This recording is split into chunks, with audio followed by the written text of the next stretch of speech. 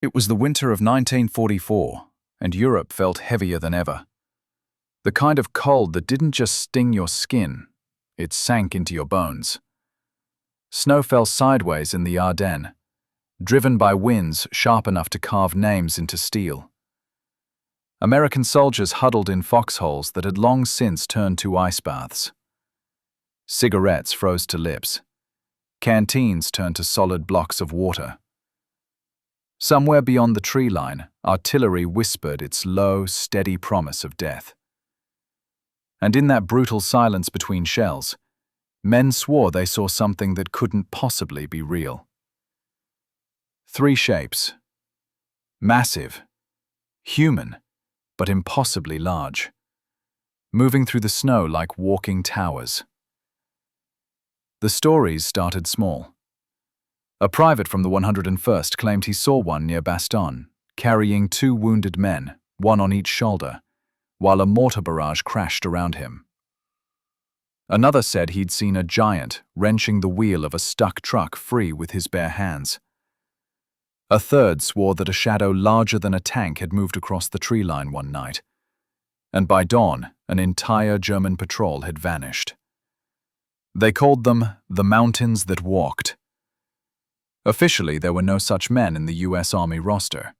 No unit, no records, no photos. But word traveled faster than supply lines, and soon the legend had a name, or rather, three.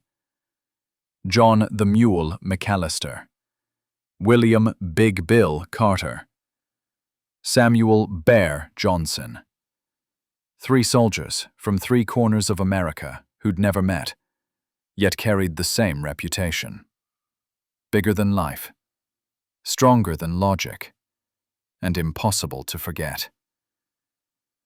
They weren't myths. They were flesh and blood. 6, 7, almost 8 feet tall.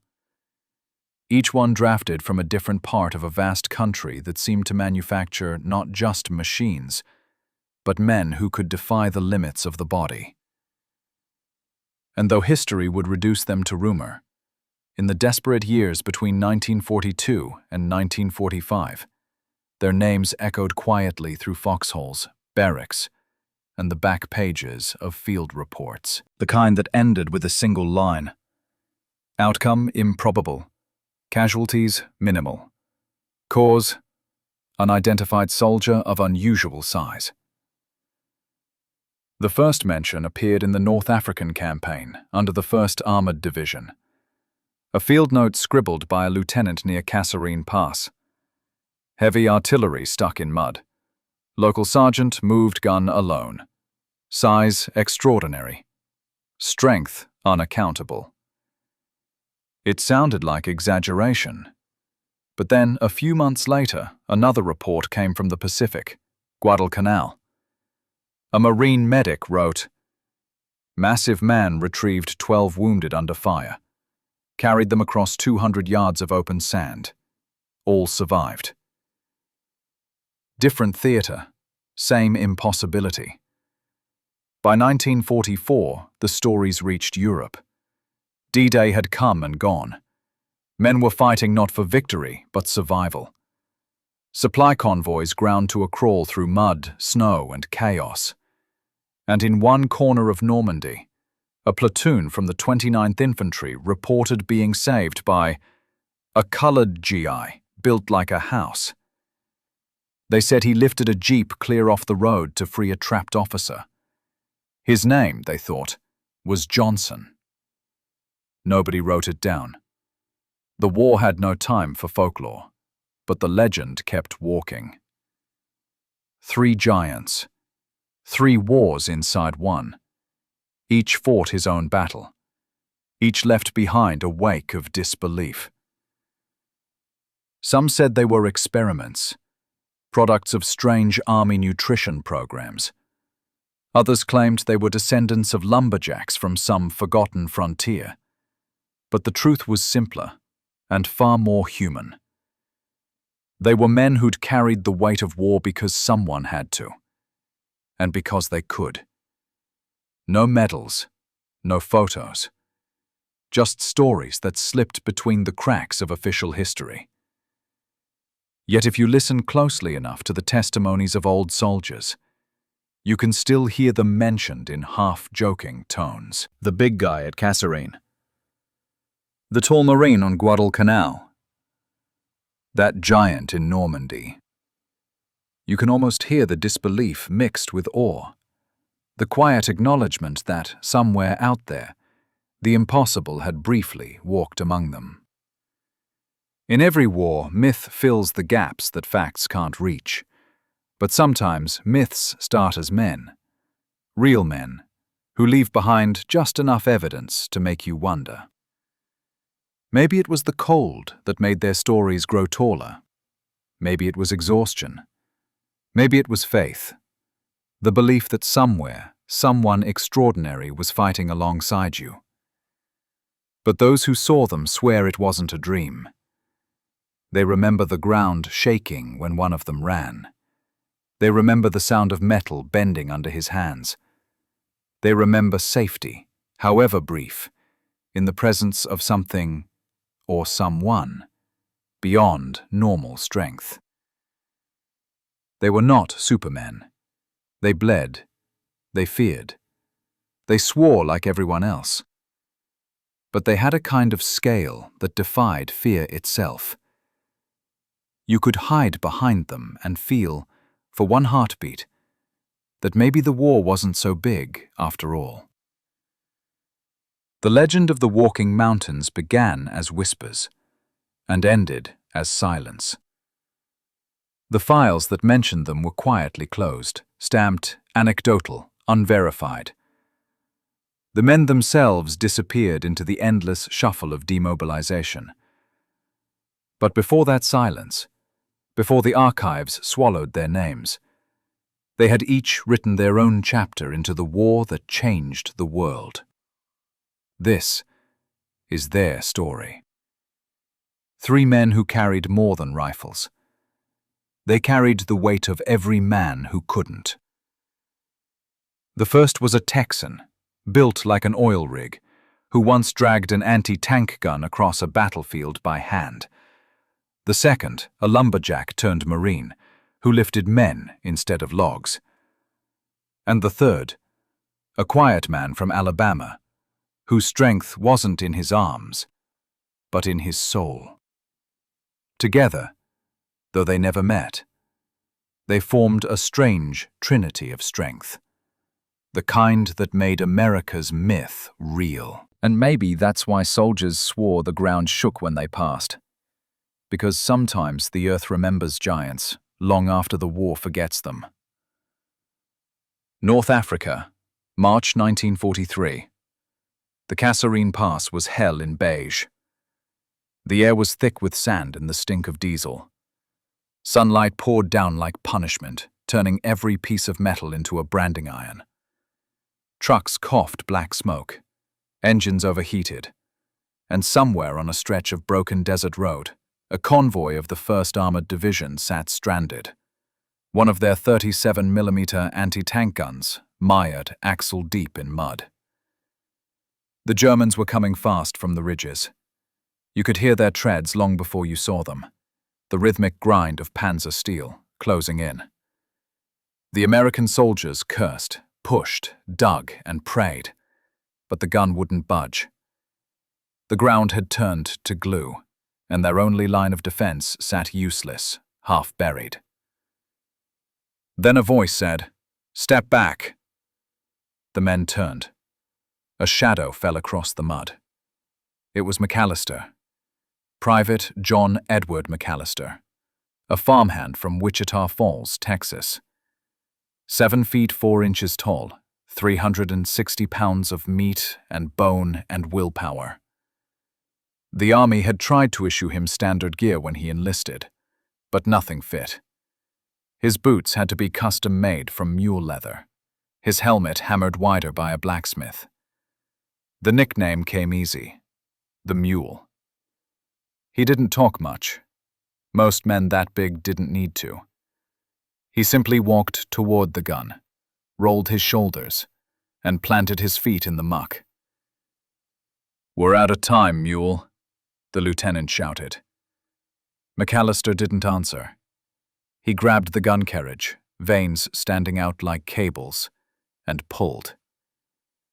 At first, nothing happened, just the grunt of effort and the creak of metal. Then, inch by inch, the cannon began to move.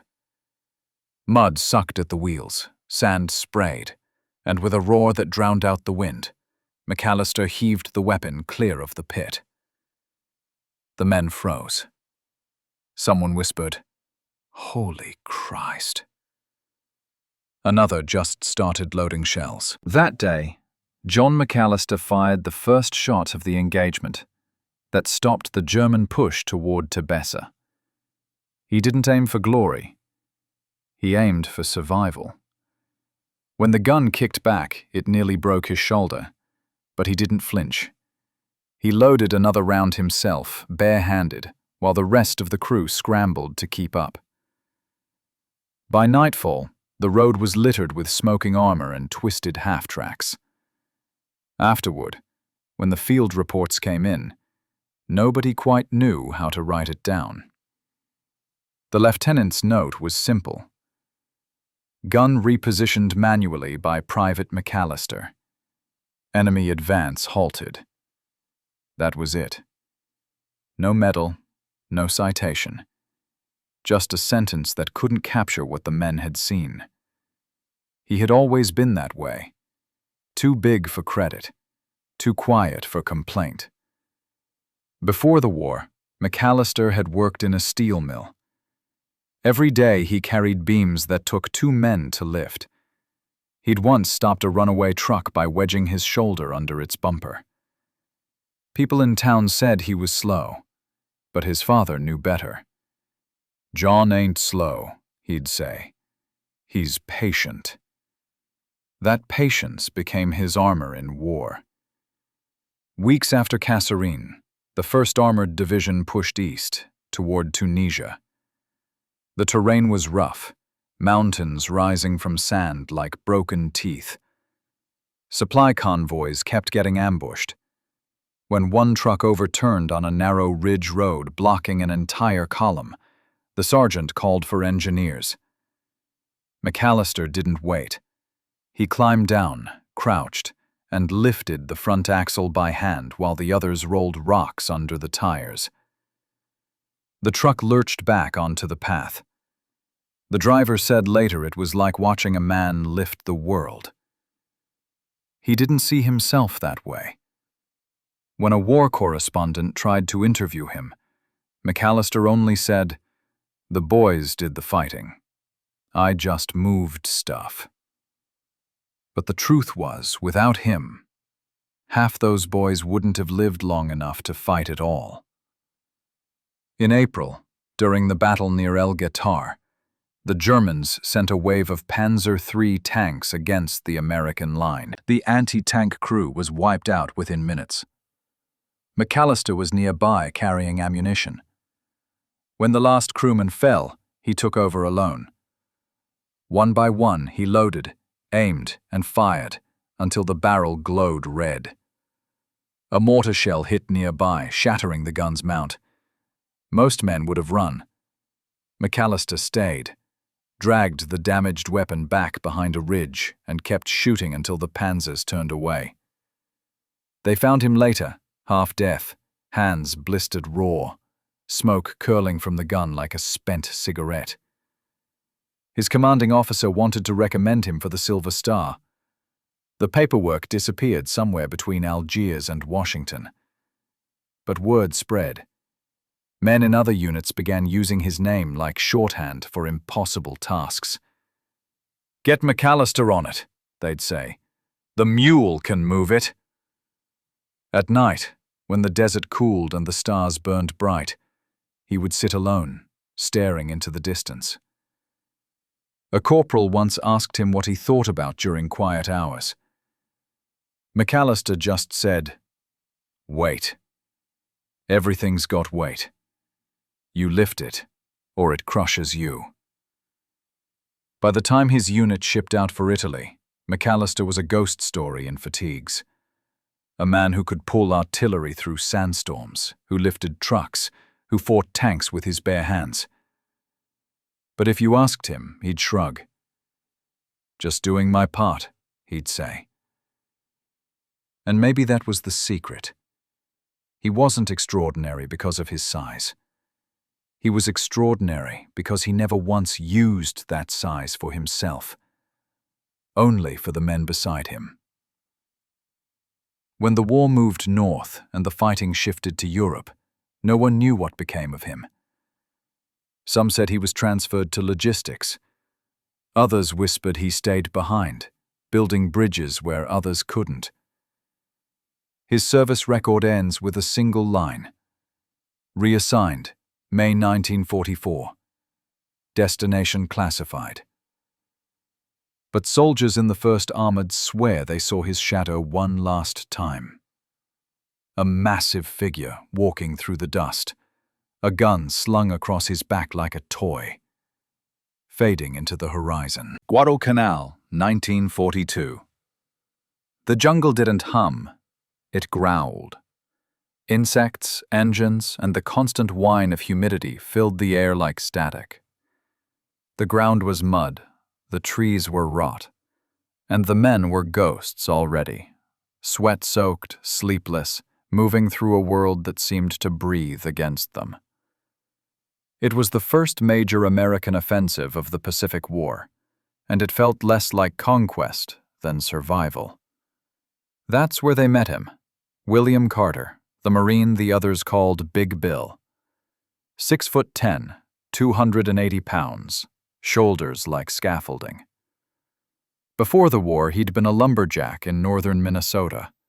They said he could fell a pine tree faster than 2 men with axes. He didn't talk much. He didn't smile much either. But when he moved through the jungle, even the local guides stepped aside. Nobody expected to find a man like him on that island. He'd volunteered early, lied about his age to join up. "We need trees cleared," the recruiter had joked. "Guess you brought your own axe." But in combat, it wasn't an axe he carried. It was a Browning M1919 machine gun, heavy enough that most men mounted it on tripods. Bill carried it like a briefcase. By late October, his platoon was holding a ridge near the Guadalcanal River. The Japanese had been shelling it for days. Artillery fell like rain, and the smell of cordite and burned palms hung over the slopes. That night, under the thick canopy, enemy infantry crept up through the underbrush, knives drawn, whispers cutting through the rain. The Americans were down to half ammunition. When the first mortar landed, the line broke, not from cowardice but exhaustion. Months of disease, hunger, and fever had worn them thin. Men stumbled backward, coughing blood, dragging wounded. Bill stayed. He set the Browning on a log and fired until the barrel smoked red. The machine gun spat tracers that lit the trees like lightning. The Japanese charged again and again, screaming into the dark, and every time they came, Carter was still there, roaring back with his gun. When the belt jammed, he didn't curse. He tore the cover open with his bare hand, jammed a fresh one in, and kept firing. By dawn, the ridge was a graveyard. The attack had stopped. Carter's uniform was soaked through with sweat and blood. Not his own. Around him, 12 wounded Marines lay scattered.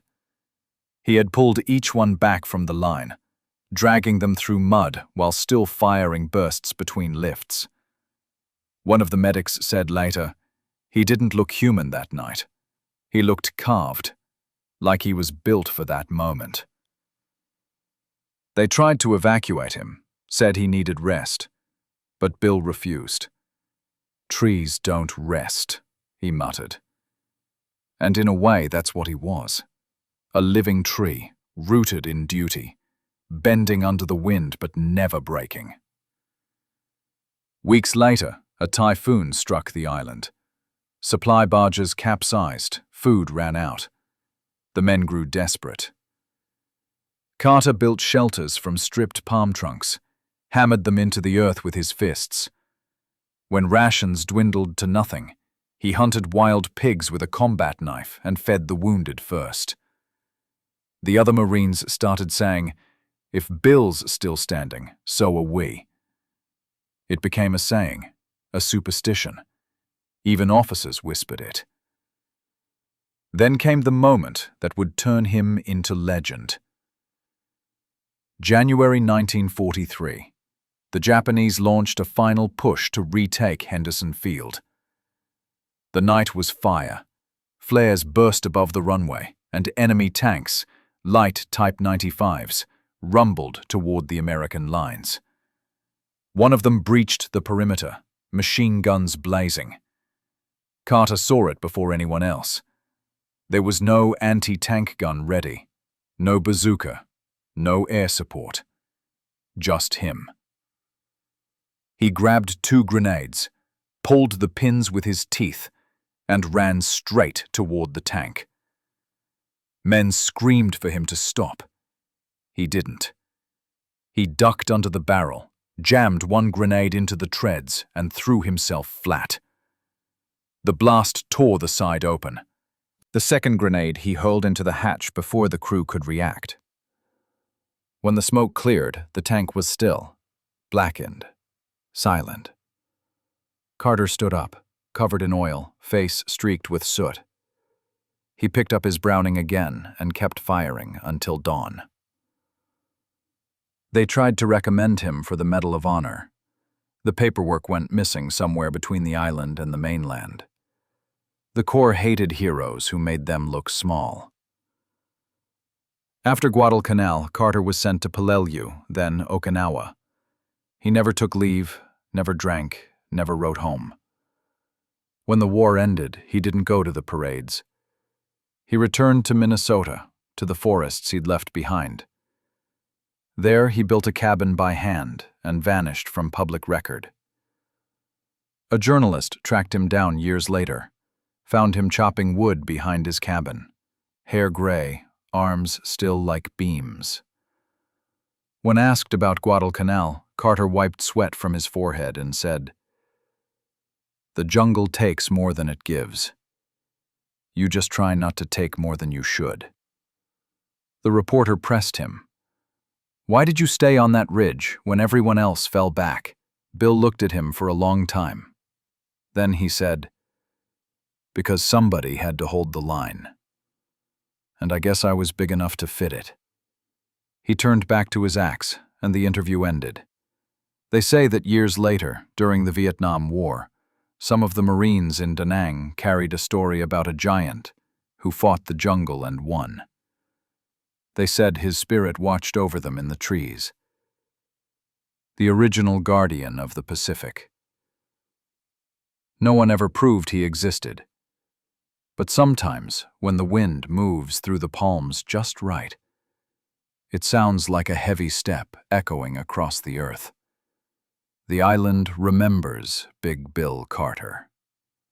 It always will. Normandy, June 1944. Dawn came slow, gray, and cruel. The tide dragged bodies back and forth across the sand, as if the ocean couldn't decide who to keep. Smoke hung over the water like a second sky, thick enough to choke on.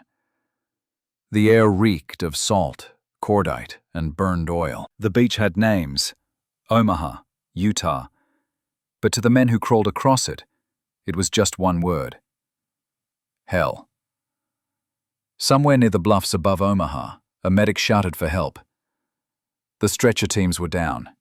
A shell had landed too close. That's when a shadow moved through the haze. Not a tank, not a landing craft, but a man. A massive man, shoulders like armor, chest broad as a doorframe.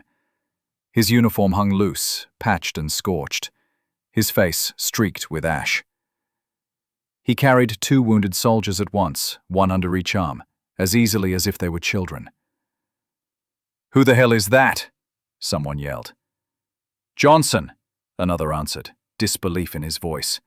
"That's Bear." Private Samuel Johnson. They called him Bear for good reason. 6'8", nearly 300 pounds, born in Birmingham, Alabama. Before the war, he worked the rail yards, loading coal cars by hand.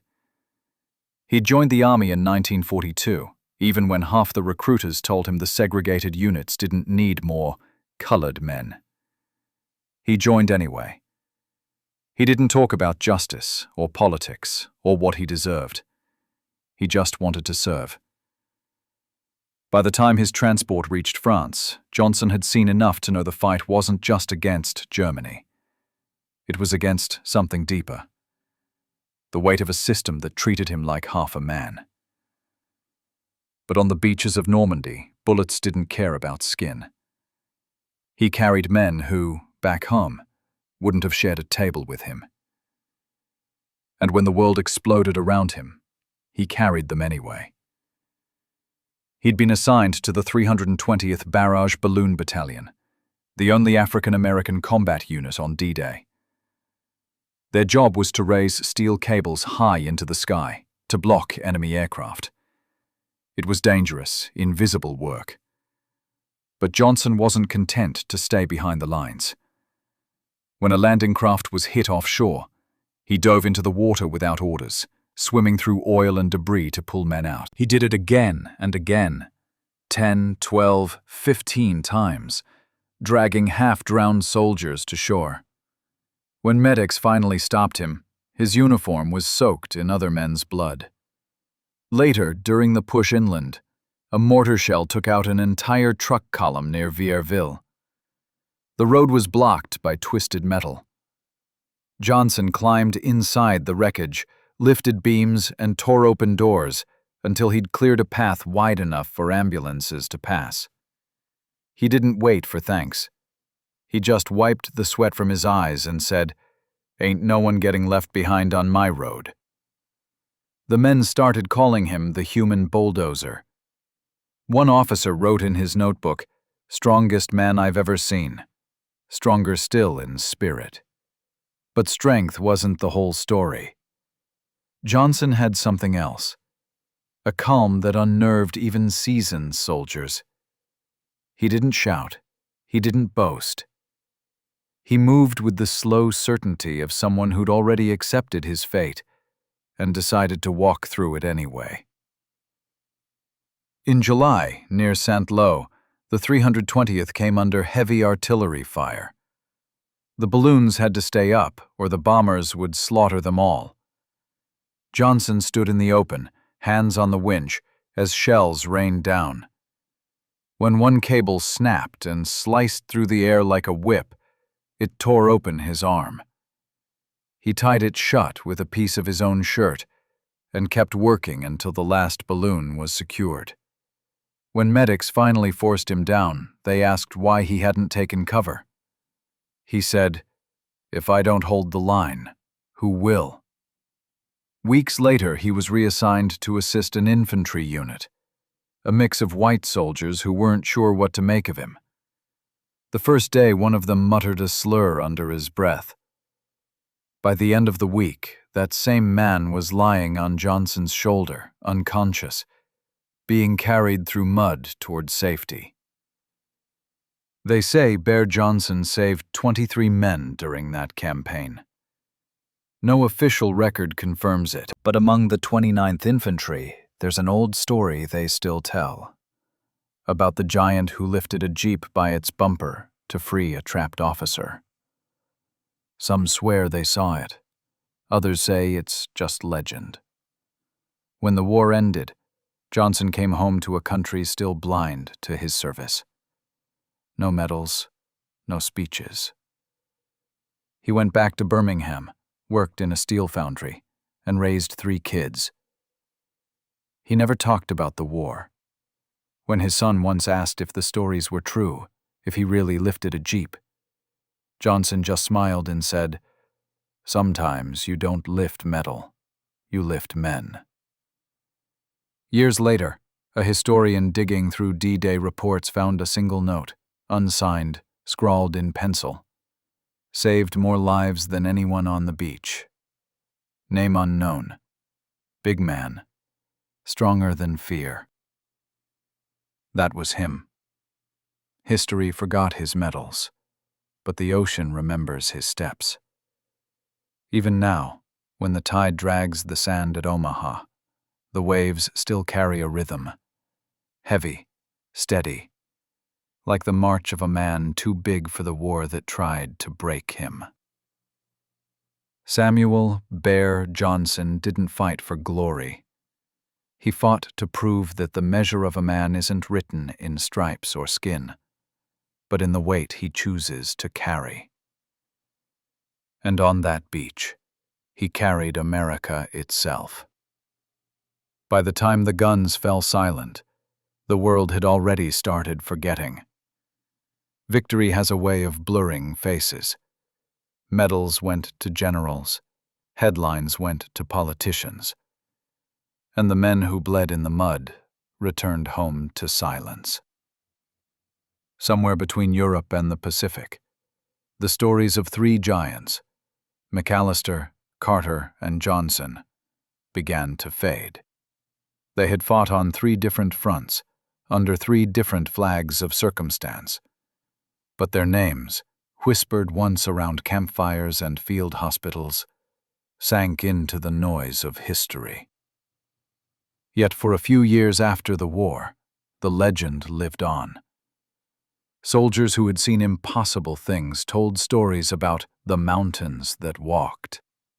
The tales changed with every retelling. Some said they were brothers, born on the same day under the same blood-red sky. Others claimed they were ghosts of America's past, spirits of the frontier, come to fight one last battle before vanishing again.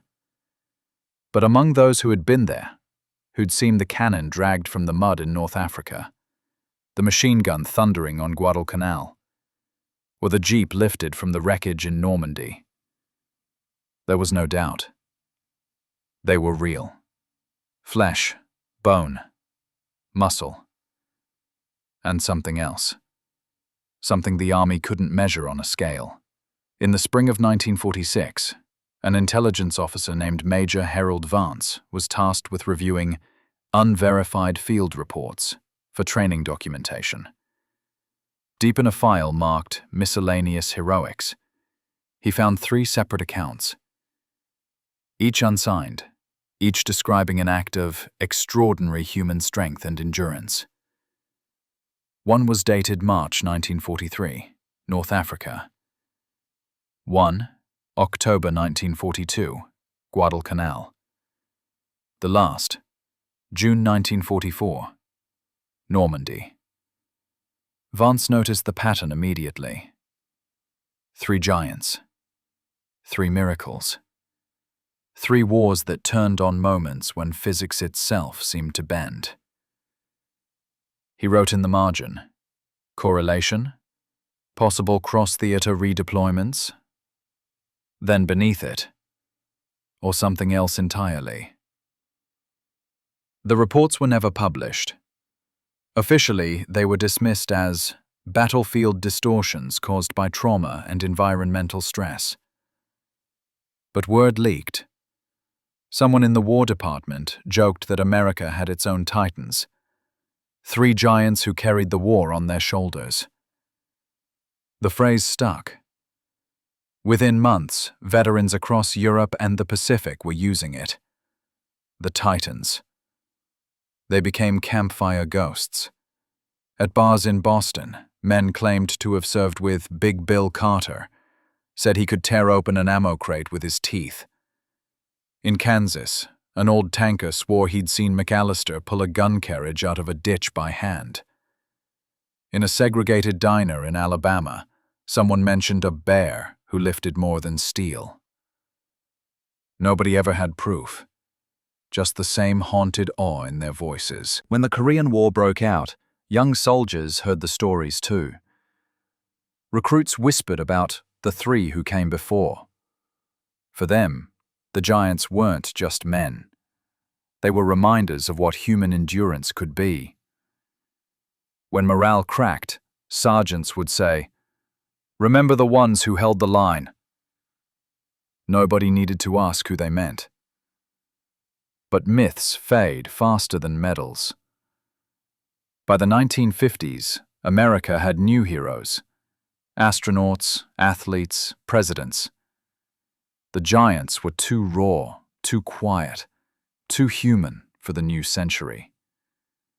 Their files were lost in the shuffle of bureaucracy. Their names turned into nicknames, their deeds into metaphors.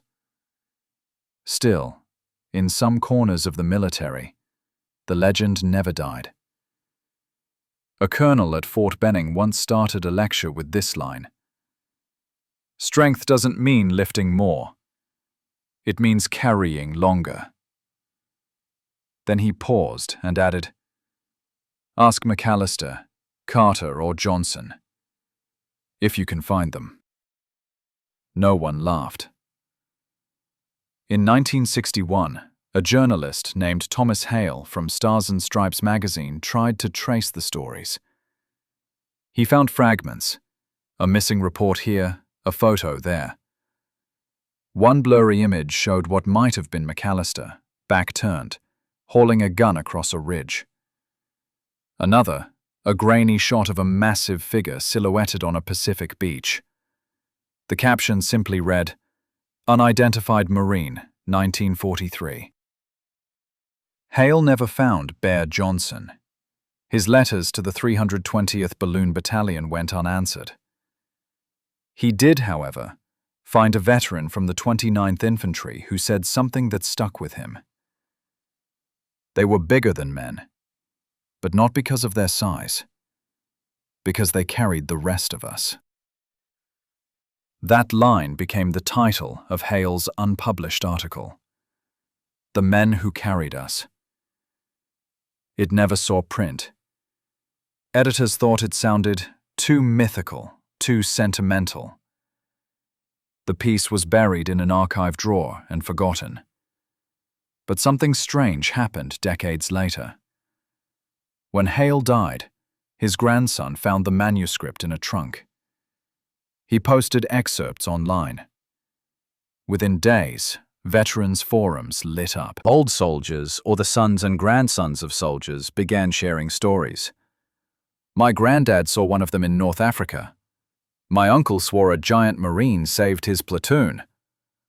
My father said a man named Johnson pulled him out of the surf on D-Day." Hundreds of comments, thousands of memories, scattered, overlapping, impossible to verify, but all pointing to the same truth. The war had many heroes, but 3 of them were larger than life. Literally. And maybe that's why their legend survived when so many others faded. Because it wasn't just about muscle or size. It was about scale. The scale of sacrifice, of endurance, of silent duty. They were reminders that, in the end, victory doesn't belong to the loudest or the most decorated. It belongs to the ones who shoulder the impossible and keep walking. 3 men, 3 mountains, and a war small enough to fit between their footsteps. Somewhere in Kansas, the wind carried the smell of wheat and gasoline. Inside a small-town repair shop, a journalist named Thomas Hale, the same man who had once chased ghosts of war, stood staring at a framed photograph on the wall. It wasn't much, just a black-and-white print of a man standing beside a tractor, sleeves rolled up, face hidden under the shadow of a hat. But the shape of him, the sheer size, told the story. John the Mule McAllister hadn't vanished. He'd just gone home. Hale knocked on the door. The old man who answered moved slow, deliberate, like someone who had long ago learned the cost of motion. His hair was silver now, his hands still scarred with burns. "You're the reporter," McAllister said, voice like gravel. "You're late." They sat at a kitchen table worn smooth by years of use. Hale laid out the records he'd found. A handful of reports, a blurry photograph, a page torn from an artillery manual that referenced McAllister method, rapid manual repositioning of field guns. "You changed doctrine," Hale said. McAllister shrugged. "I just moved what needed moving." He sipped his coffee and stared out the window at the wide Kansas horizon. "You know, people think war's about killing. It's not. It's about carrying. Men, guns, fear. The ones who can carry longest, they win. The rest." He didn't finish. 2 months later, Hale found another name. William Carter, Minnesota. The address led to a cabin deep in pine country. Carter was gone by then. Died the year before, heart failure at 61. Locals said he'd been splitting logs the day before, same as always. On his table they found a single item wrapped in oilcloth, a Marine Corps patch, folded around a photograph of 12 men on a jungle ridge. On the back, in faded pencil, someone had written, "Still standing." Hale never found Samuel Johnson. The trail ended in Alabama, where a retired foundry worker named Samuel fit the right description. When neighbors were asked about him, they said he was big as a house and quiet as Sunday. He'd died in 1959. No military funeral, no mention of service. Just a plain stone that read, "Samuel Johnson, husband, father, builder." Hale drove away with the feeling that he'd missed something important. Like the story wasn't ending, but folding back into itself.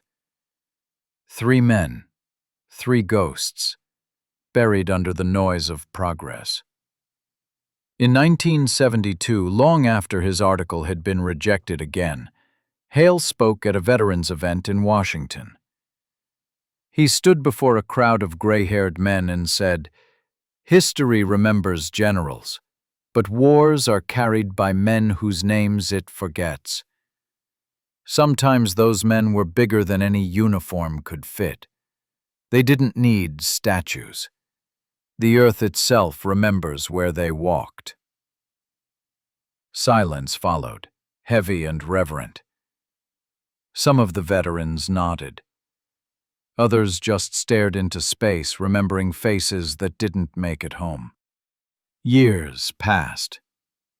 The legend of the 3 giants never made it into textbooks, but in the digital archives of the U.S. Army War College, one file remains unclassified. It's short, less than 2 pages. It reads, "Case Study, Asymmetric Engagement and Physical Logistics, Cross-Theater Human Performance. Subjects, McAllister, J.E., Carter, W.H., Johnson, S.L. Summary: 3 enlisted men demonstrated extraordinary physical and moral endurance under combat stress. Actions unrecorded in official citations. Their combined effect on unit morale, operational success, and symbolic psychology is considered immeasurable. Conclusion: America's greatest strength has always been human scale. The capacity to bear impossible weight and keep moving forward. No one knows who wrote it. No signature, no date. But at the bottom, one final line is typed in a different font, faint but legible. The war was won by men who stood taller than fear. Maybe that's all the record they needed. Today, on quiet mornings at Arlington, some say you can still hear it. The echo of boots too heavy for marble. Steps that sound like thunder far off across the hills. Maybe it's just wind. Or maybe it's something older. The sound of men who carried more than their share. Still walking, somewhere beyond time. John the Mule McAllister. William Big Bill Carter, Samuel Bear Johnson. 3 names the world forgot. 3 giants the earth never will. Because victory isn't written in ink or medals. It's carved into the ground by the weight of those who carried it. And if you listen closely enough, you can still hear it. The weight of giants.